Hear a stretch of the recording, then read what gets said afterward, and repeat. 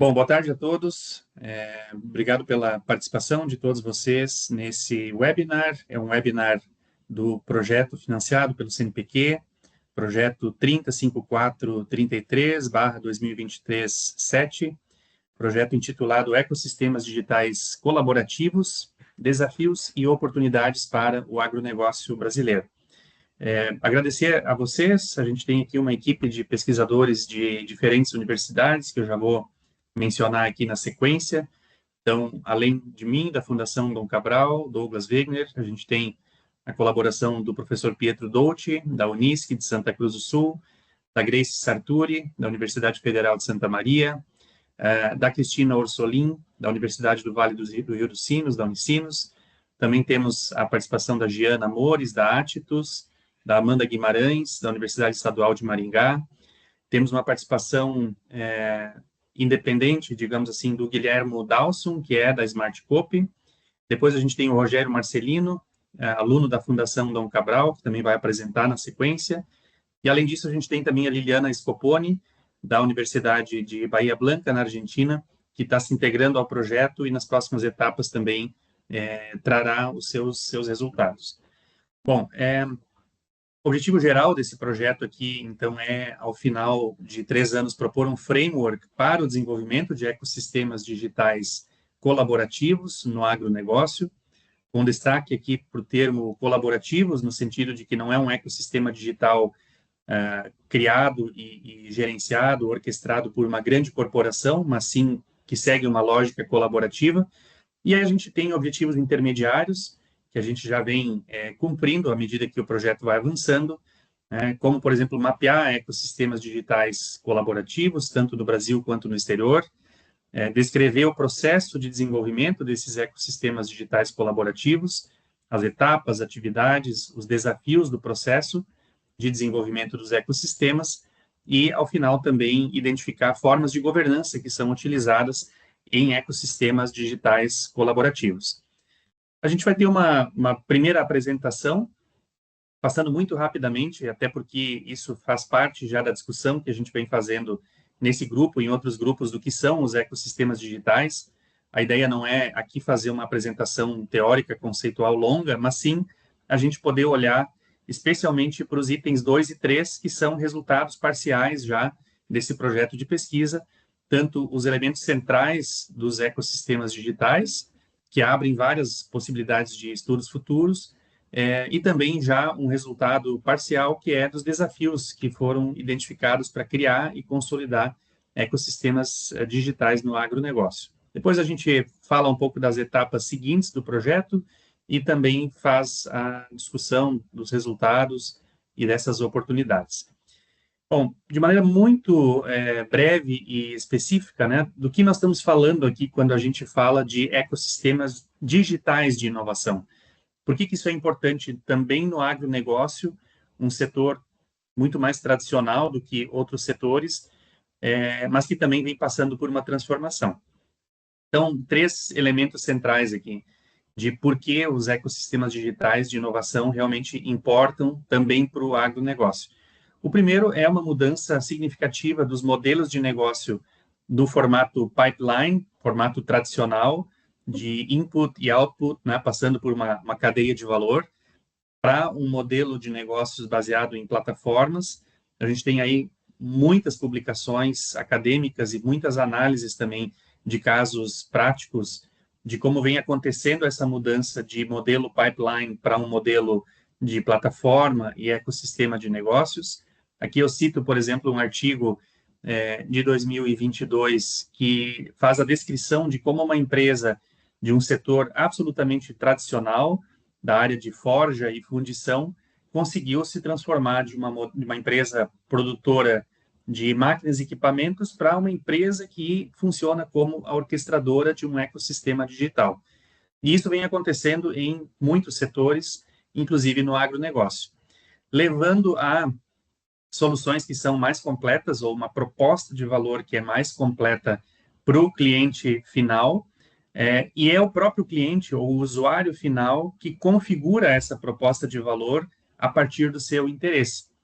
E isso não se dá mais apenas comprando o produto ou o serviço de uma única empresa focal, mas sim buscando essa combinação de serviços, soluções, produtos e fazendo uma configuração que é mais adequada ou que é única para cada cliente de acordo com as suas necessidades. Então, isso faz com que as fronteiras entre os setores elas fiquem cada vez mais fluídas, né? Então, eu posso ter uma empresa que é uma empresa de tecnologia pura, mas que também passa a atuar no agronegócio à medida que ela se junta a um ecossistema de inovação.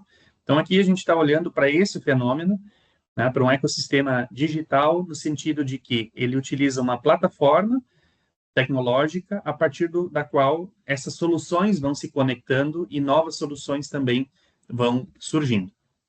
Então, nós, no esforço que nós fizemos, Pietro, Grace e eu, na revisão que nós vamos apresentar na sequência, nós propusemos, então, que o ecossistema digital de inovação, e mais especificamente no agronegócio, ele é um grupo de indivíduos, empresas, instituições que empregam uma plataforma digital para, de maneira colaborativa, gerar, compartilhar e disseminar valor entre stakeholders. Esses ecossistemas envolvem tanto contribuições tangíveis, produtos, serviços, né, tangíveis, como também intangíveis em termos de conhecimento, em termos de fluxo de informações e dados, para ampliar o desempenho global do setor. Para mostrar o quanto isso é também presente no agronegócio, eu vou recorrer aqui a uma figura de um artigo que foi publicado recentemente, em 2024, de 3 pesquisadores de uma universidade alemã, mostrando o quanto já há um processo de criação e consolidação de ecossistemas digitais no agro, e aqui fica muito evidente que a maioria desses ecossistemas é orquestrado por grandes corporações. Sim. Então, se nós olharmos aqui, a gente tem as grandes big techs atuando como fornecedoras da infraestrutura digital, Amazon, Microsoft e Google, né, fornecendo essa infraestrutura digital. Depois, grandes multinacionais do setor envolvidas na organização desses ecossistemas. Então, a gente tem desde a GCO, a gente tem a BASF, a gente tem a Yara Plus, elas próprias orquestrando os ecossistemas. Aqui a gente tem John Deere, a Bayer, Syngenta, ou então startups que também são, muitas delas, financiadas ou então apoiadas pelas multinacionais, fazendo também esse papel de criação de ecossistemas digitais.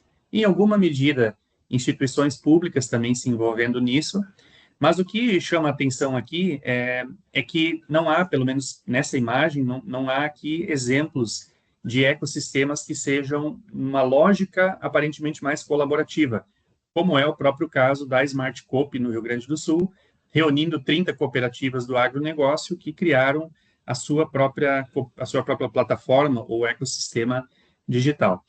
Então, essa rapidíssima introdução aqui, ela tenta mostrar que é um fenômeno inevitável, ele está cada vez mais se consolidando no setor do agronegócio, e o que nós, enquanto grupo de pesquisa ou de pesquisadores envolvidos nesse projeto, estamos tentando avançar, é de encontrar formas pelas quais atores do agronegócio, que não necessariamente essas grandes multinacionais, possam criar as suas plataformas digitais e orquestrar essas plataformas de uma forma mais colaborativa. Bom, como primeiro resultado do projeto de pesquisa, o que nós fizemos, depois eu abro também para o Pietro e para a Grace fazerem os comentários e os complementos, né? Mas a primeira ação que nós fizemos, ou a primeira atividade que nós fizemos, foi revisar o que a literatura sobre ecossistemas digitais no agronegócio apresenta como os elementos centrais de composição ou de explicação de como esses ecossistemas funcionam. Então, a partir de uma revisão sistemática da literatura, saindo de um número bastante grande de artigos que mencionam o termo ecossistemas digitais, mas depois passando por vários refinamentos, nós chegamos a um conjunto de 31 estudos publicados em periódicos, revisados por pares, que apresentam um ou alguns, imagino que nenhum deles tenha apresentado todos esses elementos, mas que apresentam elementos que estão aparecendo nessa figura aqui. Então, esses são os 8 principais elementos que são trabalhados na literatura como os elementos que explicam por que e como surgem os ecossistemas digitais, como esses ecossistemas operam e quais são os resultados e também os desafios que eles enfrentam para conseguirem se consolidar. Então, vou passar mais brevemente aqui por esses 8 elementos, para depois a gente se debruçar com mais tempo sobre os desafios, que essa foi uma segunda etapa do projeto que vem sendo já realizada pelo Rogério Marcelino. Então, quando a gente olha para quais são os fatores do contexto que, de fato, funcionam como impulsionadores da criação de ecossistemas digitais do agronegócio, nós identificamos 3 principais dimensões aqui. A primeira é que eles os ecossistemas funcionam como uma oportunidade para incorporar tecnologia e inovação ao setor. Esse é um setor que, apesar dos avanços que vem acontecendo ao longo de décadas, ainda tem muitos atores ou muitos produtores operando de maneira pouco embarcando a tecnologia, pouco utilizando a inovação. Então, um fator contextual bastante significativo para surgirem os ecossistemas digitais é que eles funcionam como uma alavanca para incorporar mais tecnologia para quem produz no campo e também levar inovação para esse setor. Um segundo fator importante contextual para explicar o surgimento dos ecossistemas é justamente a possibilidade de conectar atores que estão dispersos, comparar os dados desses atores e, com isso, gerar oportunidades tanto de inovação quanto de aumento da eficiência para o produtor. E, por fim, que talvez seja o fator central, é que o ecossistema digital ele funciona como uma possibilidade de aumentar a competitividade e empoderar esses agricultores. Então, aqui eu diria que, de todo esse conjunto de elementos que a gente tem, não há talvez uma super oportunidade de pesquisa, porque isso aqui mais explica por que os ecossistemas surgem do que explica a operação desses ecossistemas. Agora, quando a gente passa para o segundo elemento desse framework, que são os processos para o design de ecossistemas, aqui tem uma super oportunidade ainda de avanço da literatura, de entender quais são os passos ou quais são as etapas que podem ser seguidas para alguém que queira criar um ecossistema e depois buscar a consolidação desse ecossistema. Até o momento, a literatura ela coloca 3 grandes fatores ou 3 grandes dimensões dentro desse processo para o design de ecossistemas. O primeiro, que é bastante óbvio, né, de que para iniciar ou criar o ecossistema é preciso ter um mapeamento muito claro das necessidades dos agricultores e de o quanto eles estão dispostos a se engajar em plataformas e ecossistemas digitais. Um segundo processo extremamente relevante é, de fato, conseguir engajar os atores. Então, não basta entender quais são as necessidades deles, mas sim buscar maneiras de engajar e promover a colaboração. E, por último, a literatura coloca como a importância de desenvolver projetos piloto para ir ganhando experiência, informações e conhecimento para melhorar a criação dos ecossistemas.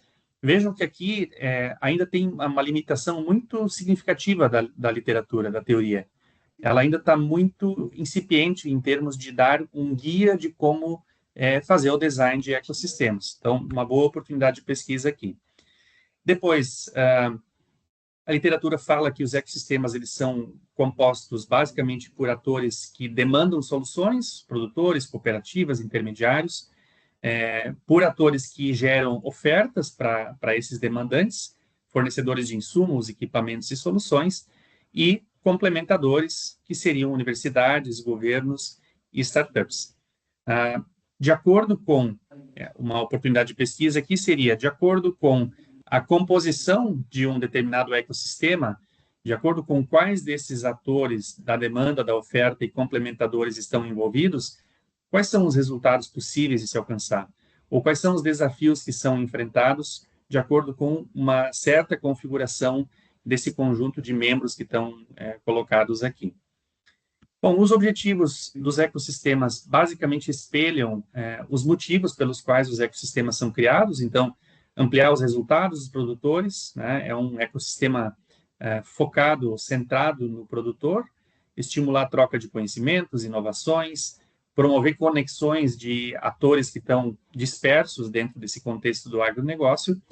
E uma oportunidade também muito importante e muito interessante de pesquisa é o quanto um ecossistema digital pode servir ou pode apoiar ações e objetivos em busca da segurança alimentar e da sustentabilidade.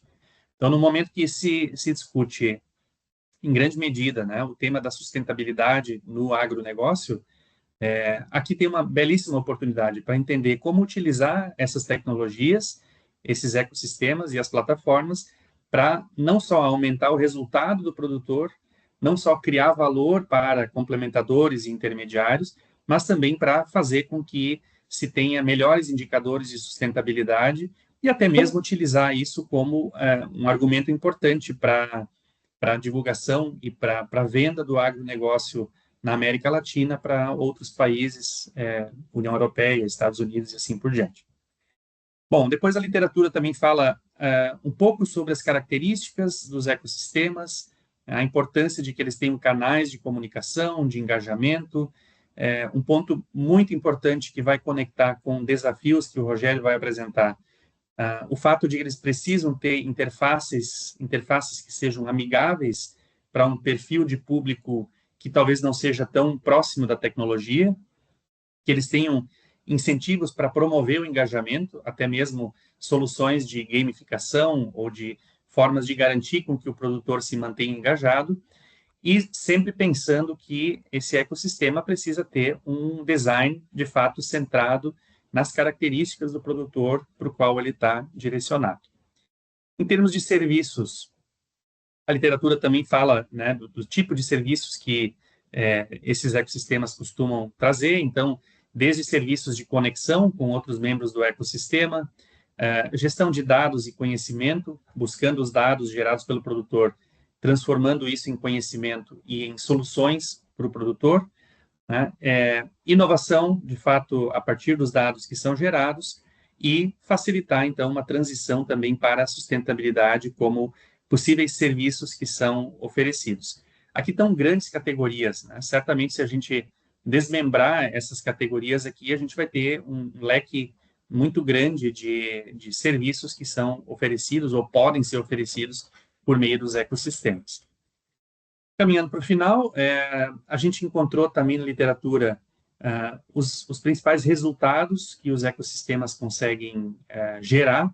Então, começando de baixo para cima, talvez o resultado final seja, de fato, o empoderamento econômico e o desenvolvimento dos produtores, né? E mais importante ainda, quando a gente está falando aqui de pequenos e médios produtores, que têm menos acesso a ferramentas tecnológicas e soluções, mas também os ecossistemas conseguem contribuir para mudar comportamentos e até a cultura desses produtores, que não são, a maioria deles, acostumados a utilizar a tecnologia, e esse é um meio pelo qual a tecnologia, a inovação, o conhecimento pode gerar também para esses produtores. Melhorar processos no campo, aumentar a sustentabilidade. Outro resultado é, de fato, a conectividade e o networking que os ecossistemas podem proporcionar, e tudo isso apoiado em decisões que utilizam os dados que são gerados pelos próprios produtores. Bom, até aqui parece só coisas interessantes e coisas que sinalizam para os benefícios dos ecossistemas, mas a gente não pode esquecer também que há um conjunto de desafios que precisam ser superados. Esses são os desafios da literatura. Em seguida, nós vamos ver os desafios de uma perspectiva da pesquisa empírica que nós conduzimos até o momento. Então, desafios sobre a necessidade de ampliar a alfabetização digital dos produtores. Não são tecnologias tão simples a ponto de que os produtores se sintam, todos eles à vontade para utilizar. Vários desses desafios vão aparecer na sequência também na pesquisa que nós fizemos, né? Mas a questão da infraestrutura tecnológica e conectividade ainda é uma grande barreira em países em desenvolvimento, especialmente. a necessidade de equilibrar tanto resultados econômicos e sociais, poderíamos colocar aqui sociais barra ambientais, né? Então, não se trata apenas de buscar resultado econômico, mas também social e ambiental. A governança dos ecossistemas continua sendo um desafio, maior ainda quando a gente pensa num ecossistema colaborativo, e também apareceu na literatura o desafio, a dificuldade de superar barreiras de integração de sistemas. Então, assim como as empresas lá atrás vinham de sistemas legados que depois tinham que ser integrados com outros sistemas para conseguir se comunicar, isso também é um desafio no caso do agronegócio. Bom, aí a gente vai para a segunda fase, que eu vou chamar o Rogério para nos ajudar com uma rápida apresentação dos desafios para a criação e consolidação dos ecossistemas no agronegócio a partir da pesquisa empírica que a gente conduziu até o momento. Bom, boa noite a todos. A gente está conduzindo esse trabalho de campo, conversando com especialistas, com representantes de empresas, de startups, de fornecedores, e já está indo agora para uma fase final dessa coleta de dados com os produtores. É um grupo um pouco mais, diria, mais sensível de conseguir as informações, porque a gente não pode abordar de uma forma muito técnica as barreiras como um especialista, quando a gente fala com um especialista, quando a gente fala com uma startup, mas a gente já está com 13 entrevistas e levantando as informações que estão bem associadas com o que o slide anterior que o Douglas apresentou referente aos desafios. Seguindo, Douglas. A gente dividiu essa fase de pesquisa com as informações que foram levantadas em 6 categorias. Dentro delas, conectividade, tecnologia e conectividade, ela se subdivide em três subcategorias que esses entrevistados levantaram. Conectividade limitada e principalmente com a característica imensa que o Brasil tem e as diferenças de regiões. A integração e padronização de dados, então várias startups, várias empresas trabalhando com fontes de dados diferentes, e eles apontaram uma grande dificuldade de como que isso se conversa, como que a gente integra esses dados, como que a gente transforma esses dados em informações, essas informações em ações e resultados. E a complexidade de soluções tecnológicas. E é isso também, além da questão do usuário, da alfabetização digital, que é o próximo item, a habilidade que ele tem para lidar com essas soluções. Porque a gente, quando fala na ponta da cadeia do agronegócio, a gente fala do produtor, é uma estrutura tradicional, como uma alfabetização de um nível não tão elevado, e isso tudo vai refletindo nessas barreiras. A gente indo para a questão da alfabetização digital e cultura. A gente tem uma disparidade muito grande de nível educacional, então a gente tem grupos que muitos produtores sabem ler e escrever, e se limita a isso, e a gente tem vários outros níveis de educação. Todos os entrevistados, nós estamos falando aí dos entrevistados, um total de 85%, levantaram questões de insuficiência de programas específicos de treinamento voltados a esse público, ao desenvolvimento dessa alfabetização digital. Existe uma questão de uma resistência cultural também muito forte, que os entrevistados levantaram, por ser um sistema muito tradicional. Principalmente o produtor, ele necessita criar um evento de confiança para que ele possa aderir, entender bem como é que aquilo funciona e qual o benefício que ele vai tirar da adoção da tecnologia. E a gente tem também um conflito de desafio geracional. A gente tem uma geração nova de pessoas se formando em universidades, mas, ao mesmo tempo, as propriedades elas são geridas de uma forma tradicional. Então, vários desses entrevistados levantaram essa questão como um desafio a ser superado na implementação de um ecossistema. Quando a gente vai para as barreiras econômicas, a gente identificou a questão dos custos de adoção. O custo de adoção para um grande produtor é uma referência, para o pequeno produtor é uma outra referência. A viabilidade econômica é um retorno financeiro. Então, o produtor ele tem a necessidade de entender qual o benefício que ele vai ter nessa adoção, de fazer um investimento nisso e a relação, o que eu ganho com isso no final. E a dependência de grandes empresas. Isso também é uma questão da implementação de um ecossistema, ela não é fácil, ela demanda uma infraestrutura, ela demanda de recursos, e as grandes empresas hoje, como o Douglas mostrou no slide anterior, elas dominam essas iniciativas hoje, então isso também se torna uma barreira e um receio de ficar dependente dessas grandes empresas. Na sequência, a governança e participação dos atores. É uma dificuldade de organizar a governança do ecossistema, porque a gente tem uma divergência muito grande aí de interesses. Uma grande corporação, ela tem acionistas, ela vai visar o lucro, ela tem esses caminhos que ela vai buscar. Uma cooperativa, apesar dela também ter uma visão de lucro para poder se sustentar, mas é uma outra vertente. Então, como você associar todas essas questões se torna uma barreira bem significativa. Clareza nas responsabilidades e papéis e normas, como que o ecossistema vai funcionar, e conseguir a participação e inclusão de novos atores.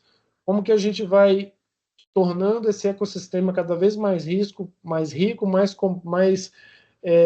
completo para poder atender principalmente as demandas dos produtores, que são diversas e conforme o tamanho da propriedade, essas necessidades elas variam. Segurança e privacidade dos dados. É o receio de compartilhar informações sensíveis, a definição de padrões de segurança de conformidade, isso é uma grande barreira, porque a gente tem uma legislação europeia muito forte, a gente tem a LGPD do Brasil muito forte, e nem todas as empresas que eu quero criar um ecossistema, ela vai ter condição de atender a essas regulamentações. A propriedade dos dados e questões fiscais, como que a gente vai gerir, quem é o dono desses dados, como que isso vai ser utilizado, demonstrar benefícios de troca de dados. Então o produtor ele tem realmente ver essa necessidade não só pelo aspecto financeiro, o que eu vou ganhar, mas eu vou fornecer os meus dados, eu preciso ter clareza em quais riscos eu estou correndo e o que eu vou receber esse benefício para mim que eu possa adotar e estar participando desse ecossistema. E, finalmente, na diversidade de atores, como eu comentei ali na questão da governança, ela está associada a esse conflito de interesse. Então, na governança, como eu vou gerir isso, mas você listar, identificar como os diversos participantes têm seus interesses e como você associar tudo isso é uma questão relevante que foi levantada. Saturação de ofertas digitais. Alguns entrevistados citaram que hoje o número de startups que estão surgindo a cada dia, ele aumenta, e o produtor ele acaba recebendo muita abordagem sobre isso. Então isso cria uma confusão, o que eu devo usar, o que eu não devo usar. E aí, mais uma vez, isso é amarrado a uma relação de confiança, porque uma citação de uma entrevistada, ela conversando com um cliente dela, ela falou, olha, você chega para conversar com um produtor e fala, não me traga mais uma solução, eu quero uma que resolva tudo.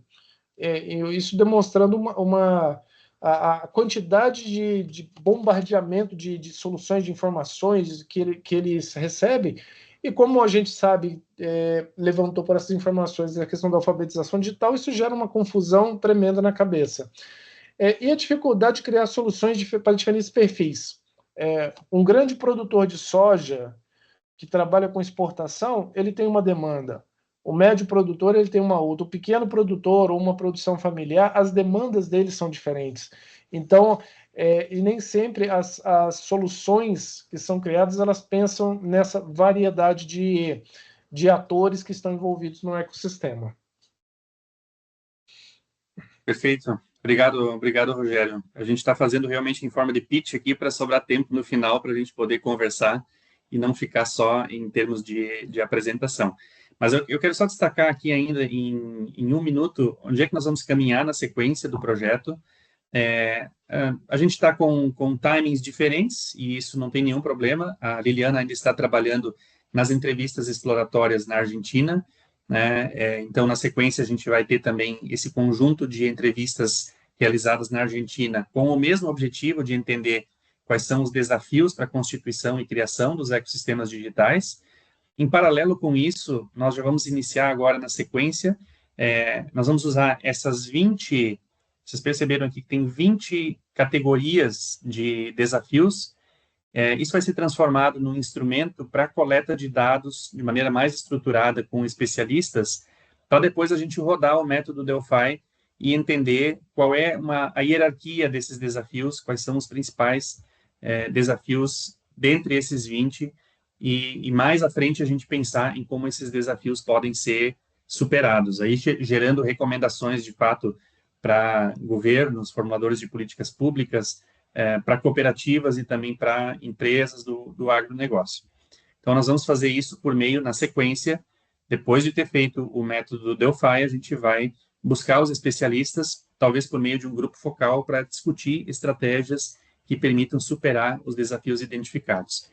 E também, aí para a gente conseguir entregar depois, como uma das etapas, né, para a criação de um artefato, a gente fazer estudos de caso com plataformas, ecossistemas digitais que já foram mapeados, para a gente entender esses elementos que apareceram no framework se manifestando empiricamente em diferentes contextos, com diferentes casos. E aí, um acréscimo aqui, que não era nem um objetivo inicial do projeto, mas eu coloquei como uma possibilidade, é a criação de ou a proposição de uma tipologia de plataformas digitais de inovação no agronegócio. Então, a gente já tem pistas de que há diferença entre um ecossistema, uma plataforma que é coordenada por uma cooperativa, versus um ecossistema coordenado por uma grande empresa, versus um ecossistema que tem a liderança de uma entidade governamental, como a gente vê na Índia, por exemplo. A gente vê diferenças em termos do número de atores participando ou do objetivo principal daquele ecossistema. Então, tem aí uma possibilidade interessante de também propor uma tipologia. O que nós vamos fazer agora na sequência é pedir o apoio dos colegas da pesquisa para a gente conseguir aplicar o instrumento estruturado com especialistas e chegar no número mínimo de especialistas que a gente precisa para rodar o método Delphi. Então, essas são as etapas seguintes e a gente aproveita ainda alguns minutos que a gente tem aqui para uma discussão, para troca de informações. Eu vou parar o compartilhamento aqui. E aí fiquem à vontade, tanto Grace, Pietro, se quiserem comentar sobre o framework que a gente desenvolveu. Se alguém quiser fazer algum comentário, uma pergunta sobre os desafios também que o Rogério identificou. Então, é mais agora para a gente fazer um bate-papo e pensar juntos nas etapas seguintes do projeto.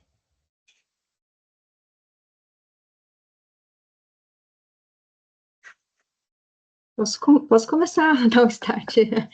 Eu acho que você coloca vários pontos, Douglas, interessantes, e um que eu ia destacar foi até a questão do próprio estudo de ecossistema, né, que você abordou, que está muito centrado em grandes empresas, em big techs, e isso se refletiu também na nossa pesquisa. Inicialmente, a gente conseguiu uma amostra de 15 artigos só. E o ano passado, final do ano passado, é que a gente conseguiu uma amostra maior. Então, é uma temática que vem ganhando relevância, né? E todos esses desafios, embora não sejam fáceis de resolver, são oportunidades de pesquisa, e eu acho que esse projeto, Douglas, ele vem bem ao encontro dessas necessidades, né? E se conseguir trazer esse framework para uma aplicação prática ou indicativos de o que seria um processo ideal, né, para a implementação de um framework, eu acho que seria interessante, principalmente pensando nesse pequeno e médio, né, porque a gente vê que esses desafios que a gente encontrou na literatura e que vocês encontraram já nos achados empíricos, por exemplo, a alfabetização digital é um fator que acho que deve impactar bastante também, até para ele se inserir dentro dessas novas tecnologias, né? Então, acho que temos muitos desafios, o que é bom para futuras pesquisas, né? Eu esqueci de comentar, depois eu abro de novo abro já para o Pietro, mas o quanto é interessante perceber a conexão também que tem com o que a Embrapa vem desenvolvendo. Eu me surpreendi quando eu fui olhar tudo que a Embrapa vem fazendo. A Embrapa tem um centro totalmente dedicado para a agricultura digital, e eles também estão olhando para essa questão de ecossistemas, e, de novo, embora eles também façam um desenvolvimento tecnológico que vai beneficiar o grande proprietário, mas também olhando para pequenos e médios, que talvez sejam aqueles que vão ter mais dificuldade para acessar soluções, também por questões, como o Rogério colocou, econômicas. A gente não pode minimizar o fato de que parece muito bonito, né, você ter máquinas e equipamentos conectados que geram dados, esses dados são analisados, geram novos serviços, novas soluções, mas isso tudo tem um custo que não é um custo pequeno para um pequeno produtor. Pietro. Eu ia comentar um pouco sobre essa questão também que a gente percebeu na pesquisa, né, que foi que a gente já vinha fazendo alguns trabalhos e a gente foi pivotando, né, ao longo do tempo, porque o assunto é muito novo e tinha cada vez mais surgindo novos trabalhos sobre esse tema, né? Então a gente foi aprimorando, acho que foi bem interessante o framework, tanto que já conseguiu avançar em cima do que a gente achou, né, com a revisão da literatura, e acredito que seja muito isso, né? Porque a gente cria quase que um paradoxo, né? Aquele que mais precisa é aquele que mais vai ter dificuldade, tanto financeira quanto, né, uma alfabetização digital, o acesso a algumas tecnologias, e que a gente percebeu que tinha muitos estudos, né, que a gente colocou lá como o Sul Global, né, que tinham vários estudos em vários países que também é esse paradoxo, é os que mais precisam, mas é o que também acabaram encontrando mais dificuldades. Então, acho que esse tipo de pesquisa, esse tipo de framework é interessante para levantar essas questões e abrir os olhos de vários desses setores, desses organismos, que tem que ter investimento, tem que ter parcerias com universidades, com esses centros de pesquisas e, né, com as empresas. Claro, elas vão ter os interesses, que já têm os interesses, mas como, né, o Rogério colocou ali, a questão da governança, né, que vai ter que tentar equilibrar isso de alguma forma. Por isso a governança ela vem muito forte, na minha opinião, por causa justamente disso, né, por causa desses paradoxos que existem, porque só reforçar, né, que nem o próprio conceito de especialização inteligente, né, quando a gente fomenta a inovação mais pulverizada nas regiões, a gente tem mais chance de conseguir o resultado para não reforçar o dinheiro indo para aquelas que já vão fazer inovação de qualquer jeito. Então, quando a gente cria esse tipo de framework, esse tipo de discussão e surge temas como da governança, acredito que são bem importantes para conseguir fazer isso e que o dinheiro realmente chegue no lugar que tem que chegar e crie o benefício que é esperado, né? Então, acho que o framework a gente dividiu em vários pontos lá de várias pesquisas, né? Quantas pesquisas a gente sugeriu lá no estudo, né? Quantas coisas a gente conseguiu discutir, conseguiu conversar. Então, acho que foi um bom início, né? Um bom start, que bom que o projeto continua, né? Está sendo desenvolvido, está sendo detalhado, está sendo explorado com mais profundidade. Por isso que eu vejo, Pietro, dois caminhos importantes agora na sequência. É claro que a gente ainda tem uma etapa anterior, que é do Delphi, que o Rogério vai se encarregar agora na sequência de a gente começar a rodar, mas depois, e aí entra também o Velasco com uma potencial contribuição, é a gente voltar a especialistas, ou especialistas no sentido de que pessoas que estão envolvidas realmente com esse desafio da tecnologia no campo, com essa tentativa de melhorar a situação para o produtor, para que eles ajudem a identificar possíveis estratégias para superar os desafios. Então, ok, a gente tem um desafio que, né, ficou muito evidente, que é o da alfabetização digital. E fazendo um parêntese aqui, a tentativa de conseguir coletar dados com os produtores para essa entrevista aqui já mostra o quanto é um desafio a alfabetização digital. Então, não é tão simples quanto fazer uma entrevista com alguém que está acostumado a ficar o dia inteiro em home office trabalhando com o computador. Então, liga para ele, ele está num lugar que não pega internet, ou então naquele momento ele também nem pode te atender, ele prefere te atender respondendo por áudio de WhatsApp, né? Então, a questão é, temos desafios, mas como é que a gente vai, a partir de, enfim, ou de instituições públicas ou privadas, ou até mesmo das cooperativas, encontrar alternativas para minimizar esses desafios. Então, acho que esse, Pietro, é um caminho que eu vejo como um super potencial. Oi, Cristina.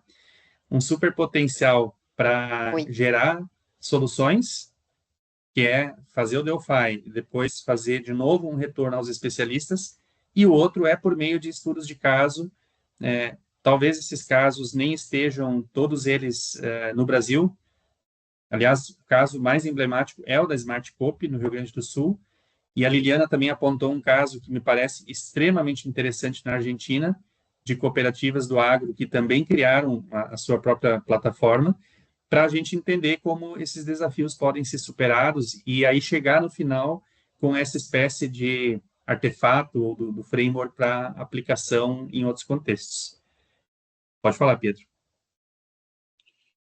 Só para reforçar isso que você está falando, né? O ano passado me convidaram, eu fui um mentor no hackathon para o agro, e aí tinham muitas, né, formando os grupos, deu os desafios, e muitas tecnologias e muitas soluções, viu, que eram fantásticas as soluções, com análise de dados, as coisas, e a gente, né, tendo essa visão, a gente tendo um contato, tendo algumas experiências, a gente falava, cara, tu não vai conseguir esse dado, ele não vai te alimentar esse dado, não vai, talvez não vai ter internet, não vai ter luz, aí tem que criar toda uma estrutura para conseguir, então não é tão simples, não, mas eu entendo a tecnologia, a solução é fantástica, só que tem que dar um passo para trás para ver se realmente vai conseguir ter estrutura e que vai conseguir fazer, porque a análise dos dados que eles fazem, parte bancária, de dar soluções, manutenção, surgiu um monte de coisa, só que sempre batia nisso, né, da alfabetização tecnológica, né, além da digital, da tecnológica também, de ter um aparelho mais antigo, onde tem internet. É quem tem mais grana que conseguia ter, sei lá, uma Starlink, alguma coisa desse sentido, aí mas era exceção, né? A grande maioria, muitas vezes. Então, assim, por isso que é importante a gente sempre reforçar isso, porque é algo que tem um mundo real e muitas vezes aí tem um mundo que a gente gostaria que tivesse, né? Isso lá nesse hackathon foi uma soluções muito, muito interessantes que surgiram, só que a gente sempre reforçava nisso. Não, vocês agora tem que coletar esse dado, tem que ir lá e perguntar como é que vocês vão fazer isso na prática. Vai ser possível? Ele vai ter acesso a isso? Ele vai saber entrar? Ele vai querer entrar em 2, 3, 4 telas para alimentar esses dados? Vai querer ficar digitando esse monte de coisa? Vai botar lá o sensor? Vai? Então, tinha uma profundidade de entendimento que acho que a gente tem que... esses estudos são super importantes para mostrar, né, para diminuir esse ato e conseguir aproximar esses diferentes atores para fazer justamente, né, que eu acho que é o título da nossa conversa hoje, de forma colaborativa, entender a dor do outro e ver como eu consigo, né, fazer isso, né, com a governança desses interesses. Exatamente. Mais algum comentário? Liliana, quer comentar um pouco para nós sobre, inclusive, o processo de coleta lá, se está tendo algum contato com especialistas, alguma perspectiva? Sim, eu estava ouvindo e achei bastante similitudes com os resultados que estive processando ainda parciais, porque estou coletando mais entrevistas. Eu tenho 7 entrevistas con actores diferentes actores da cadeia do graus, particularmente trigo, ¿sí? A região aqui do sul da província de Buenos Aires é uma região de produção de trigo, trigo e cebada para cerveja, que va para Brasil. De aquí sale por el puerto de Bahía Blanca para Brasil, para lá. Aquí están las empresas de Brasil, o Brahma, ¿sí? Están aquí. Entonces, tenemos mucho en común con cereais. No tanto soya, porque no es una región de soya, ¿no? Más norte do país, centro-norte. E há muitas similitudes, as barreiras fundamentais que se repitem são o problema de alfabetização digital dos produtores, a dificuldade que tem de ter confiança para utilizar as plataformas y para conocer cómo hacer para obtener a mayor proveito de esa tecnología digital y los problemas de conectividad no campo, infraestructura, como decía Pietro, algunos están comenzando a contactar a Starlink, pero son pocos. Después tenemos problemas de conectividad en muchas regiões. Entonces, eso es también un problema. Y después la cuestión económica no es tan importante. Y las dúvidas da